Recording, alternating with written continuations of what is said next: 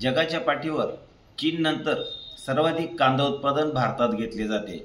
अशा वेळी केंद्र सरकारने दरवर्षी जास्तीत जास्त कांदा निर्यात होऊन शेतकऱ्यांना उत्पादन खर्चापेक्षा अधिक दर कसा मिळेल असे धोरण निर्माण करण्याची गरज असताना केंद्र सरकारच्या कांदा निर्यातीच्या सततच्या विरोधी धोरणामुळे शेतकऱ्यांना दरवर्षी कोट्यवधी रुपयांचा आर्थिक फटका बसत आहे।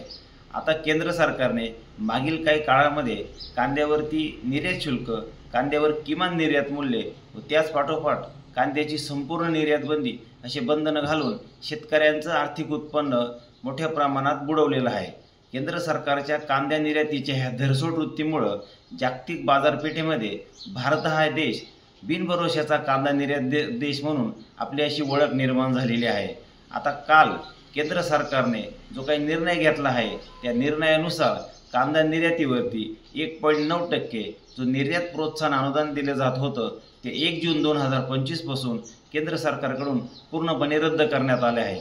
देशांतर्गत बाजारपेठेमध्ये आणि देशांतर्गत ग्राहकांची गरज म्हणून भारतात मध्य प्रदेश, महाराष्ट्र व अन्य राज्यांमध्ये मुबलक प्रमाणात कांद्याचं उत्पादन झालेलं असताना जास्तीत जास्त कांदा निर्यात होऊन येथील शेतकऱ्यांना उत्पादन खर्चापेक्षा अधिक दर मिळण्याची केंद्र सरकारने तजवीज करण्याऐवजी केंद्र सरकारकडून सातत्यपूर्ण निर्यातीवर विविध बंधने लादले जात आहे।